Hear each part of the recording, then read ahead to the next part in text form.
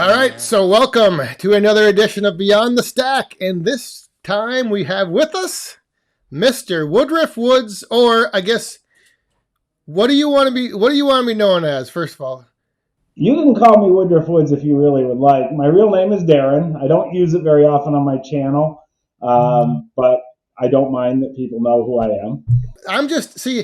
I grew up. All of my friends, we always had nicknames. Nobody ever used anyone's name, so that's why I'm always like looking for nicknames or something to call you. So Woodruff though is your last name, right? Yeah. It is, yes. Yep. And it's funny because when I started the channel, I had a lot of people say, "Are you from Wisconsin?" Because there's a Woodruff, Wisconsin. Apparently, there's a small town in Wisconsin called Woodruff, and I never had heard of it until I started this channel. I don't even know that. And I'm from Wisconsin, so just quick, give us a brief overview of your channel. What is your channel all about? Just for those that may not have been there yet. So I think it's best described as a channel that's really about what I do around my house. In the past year, I've actually focused mainly on firewood cutting, the small little firewood business that I've started, and quite a bit about my tractor. I had done some upgrades to my tractor right when I started the channel, so I did kind of a how-to kind of thing on my tractor. I was installing a Power Beyond because I had bought a backhoe for it. And then I installed a third function for the loader so I could run a grapple. So they were kind of the how-tos. And then most of the content has been around the firewood business. So it's a variety of things, and I'm going to let the channel go where it goes. Yeah. I'm not going to focus in just on one thing. If firewood leads me to Christmas decorations, so be it. By the time this is published, everyone will know that video is up. And you are in Pennsylvania. I am. I'm near Scranton, Pennsylvania. Another Pennsylvanian woodhound. For those that weren't on the live stream out in the snowstorm, you sent me this a 6-pack of this Yingling Hershey's. So I figured I would crack one open here while we're sitting here chatting, and I can drink to that as well. I'll try to choke this down again. The reason I sent it to you is these are two Pennsylvania companies. Obviously Hershey. Most people know of Hershey. Yingling claims it's the oldest brewery. Because they operated through Prohibition, and I'm not sure how they did that, but they did. And so they're both Pennsylvania companies, and they blended those tastes together. And I got to be honest with you, I don't know if I like it, love it, but I know I don't hate it. Well, I just wanted to, apparently Amanda said that I was kind of rude in my acceptance of this, like, oh, well, I don't really know if I'm going to drink this or not. So I just wanted to, again, thank you for it, and I do appreciate it. So you're into firewood, you're into tractors, you're into the wrong kind of chainsaws, and so where did it all start? Like, when did all that? Have you always been doing what you're doing now, or? Yeah, I would say yes. I mean, as a kid, we burned wood. Similar to your background, I grew up on somewhat of a farm. Now, we only had beef cows, but it's probably about 15, 16 miles from where I live now. My parents have a little over 100 acres there. And that's actually where I source some of my firewood, and some of my videos are shot there as well. But, my dad, and I'm going to back up a little bit on this. I'll just say I was born in 1970. And around that time, a couple of years before that, Procter & Gamble had opened up their largest paper mill near my home. And, I mean, pretty much the whole town went to work there.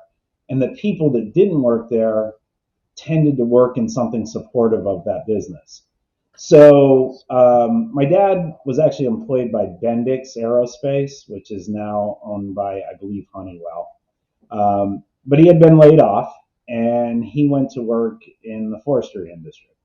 Oh, And okay. so he ended up going out and back then, they didn't have feller bunchers. Guys went out into the woods and actually cut trees down.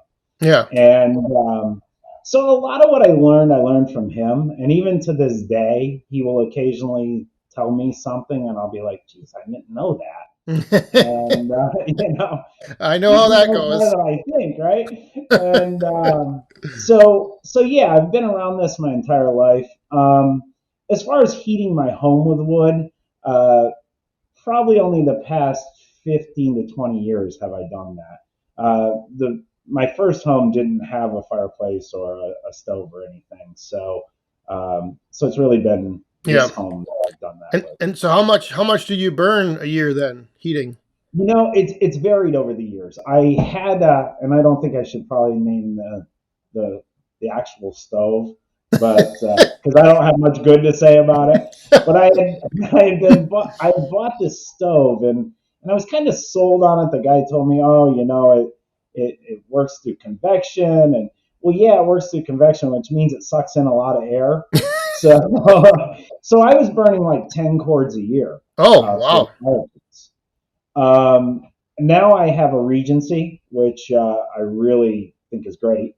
It's one of the EPA stoves, and I probably go through about 4 or 5 a year, 5 in a Okay. really cold year. But then So you sell firewood too. How long have you been selling? just this year, Just this year. Rookie. yeah, so I was at home with the COVID and working from home, which I found was entirely too close to a refrigerator. And I had gotten large enough that I was afraid that if I went to the beach, someone might wrap me in wet burlap and try to get me back in the water. So, so I thought this was a good way to lose some weight, get healthy. There was probably a little bit of the I'm turning 50 midlife crisis kind of thing in there, Yeah. and that Happens. It happens. I felt it was too heavy at the time, and I look back at my first videos, and I look at the way I look now, and I'm pretty proud of it. I've lost about 30 pounds. Well, that's great. Wow. Yeah. So, Congratulations. The firewood, we got that, how you started in there and everything. But what made you like say, you know what, I'm gonna start making videos on YouTube and start a channel? well, I can partially blame you. Um, Oh no. I, I was watching. There was a few channels. I watched yours. I watched Mike Morgan's. Um, Shied. I had found him. And I think I found him because I noticed in one of his early videos he was wearing a shirt that told me exactly where he lives, and I'm like, oh wow, he's pretty close to me. But I used to use YouTube as kind of a how-to tool. The Yep. washer breaks, and I go out to Yep. YouTube and say, who's put a video up of it. But I actually started watching it more for entertainment, and I found myself drawn to, and I'll use Outdoors with the Morgans because he's more broad based in what he does. And I certainly, I'd sit there for 15 minutes watching him just use an excavator and talk, and I was like, wow, I really enjoy this. Yeah. And so as I watched it, I thought, geez, I do a lot of these same things. I'm not afraid to talk to a crowd, and maybe I could get some enjoyment out of it. And most of all, it was one of those things that I knew if I had to make videos about it, it would keep me going. Right. I wouldn't just give up and say, you know what, I'm done with this weight loss thing. I know that I promised something in a previous video, and I've got to come back to it. I think that's one of the things that actually people kind of overlook is that it actually can be like a motivational factor in just getting some stuff Right? done. When we met out in Ohio, we had a short conversation about if you really want to get something done, you don't record it. Because when you're trying to get something done, you don't want to be moving cameras around and doing two takes on something. Maybe you mess up while you're speaking or whatever. And so it is harder. And the other part that was a real learning curve for me was the editing. The editing, as I said, with my job, I talk in front of people all the time. So I'm not shy about that. I don't get stage fright. But when I get to the video editing part, this was all new. And it's also, I found my original videos, I would talk too much. I wouldn't have enough action. I would find that I left stuff in there that didn't add any value to the video. And today, when I edit, I tend to watch it, and if I'm getting bored, I start cutting things. One of my favorite videos that you've recently had was where you showed some of your editing. And two reasons that was a favorite of mine. One, I learned a few things. And two, I think it really gave the viewers something to see what goes on behind the scenes. But that was really the only time I've ever seen someone, go through their editing process. Is there anything else you want to plug about any upcoming teasers for your channel that you might entice some new subscribers with? I think right now my focus is on providing a better viewer experience, getting better equipment, trying to get better at the actual videography of it. I have a lot of ideas for content. I may have some new equipment headed my way. Oh, I'm still debating on what I'm going to do there. I'm debating between, a splitter. You might know someone. Oh my! Jeez, I hope you don't make the wrong choice there, like you did with your saw and your tractor and your truck. Yeah. Are you thinking of upping production for selling? Yes. That's yes. Okay. I have a county line and it works fine. Yeah. But it is a homeowner splitter. And I did, 25 to 30 cord this year. And that was a lot for that splitter. I found myself standing next to it a lot longer than I wanted to. And as much as I enjoy it, I knew I had customers that needed the wood, and I felt obliged. And that's where the fun starts to go out of it, is when I have to do it. Yep. So I'm thinking that I want to go that route, but I'm trying to decide. I just don't know yet. It's hard to pay off a professional log splitter or firewood. This has been a good little conversation here. First of all, I want to say thank you for giving me the forum to do this and the opportunity. And it's really kind of neat how this has come full circle from, watching one of your early videos, which is where you built your firewood stand, and progressing to where I'm sitting here and talking to you. And yeah, well, that's another reason why once I got going, that's one of the things that I wanted to, be able to do was meet people that were part of the community, part of the channel, have other people start channels, and then you can see what they're doing and just, come together around something as simple as just a stick of firewood. So yeah, it's actually, when we were at the Paul Bunyan show, that's what kind of solidified I was going to continue to do this. Yeah. I met you there. I met Shive there. I ended up walking around and met a bunch of people that I watch on YouTube, and everyone was really approachable and nice. And so, I agree with you. The whole social aspect of this is excellent. It's getting to be too, I think, one of those things that's becoming more, I don't want to say mainstream, but say 3 years ago, if you would be like, oh, on YouTube, I watched this, people would be like, oh, what are you watching on YouTube, but now it's kind of at the Firewood Frenzy 2, I'm thinking it's going to be almost like Firewood and YouTube is going to be that's the focus of YouTubers and Firewood, right. I don't know if I told you this story, but I was out in my lawn one day and this car went by. I did not know the person. I've never seen the car again, and it's not like I live on a main road. But the car goes by, and the guy's like, "Hey, Woodruff Woods, I watch you on YouTube." and kept going up the road, and I'm going like, well, who was that? So, but you find out the reach of YouTube is really impressive. And Yeah. as a matter of fact, my neighbor came up to me. He's like, "Hey, I've been watching your videos. I really enjoy it. Keep doing it." And it gives you encouragement to keep going. Right. Well, it's like just, you say, this is not. It's not. It's an investment of your time.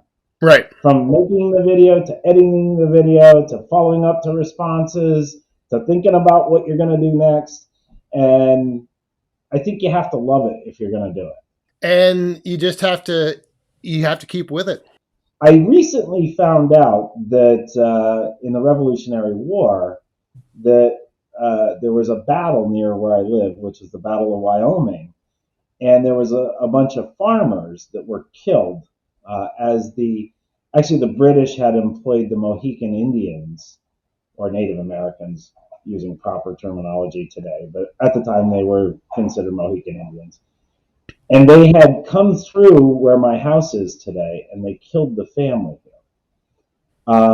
And one of my neighbors actually has some evidence of this, and I shared it with the historical societies and stuff. Wow. So when I look at that stone wall, and I think this stone wall might have been here when that happened. Yeah. It just makes it cool to me for some Right. reason. Yeah. That's pretty amazing.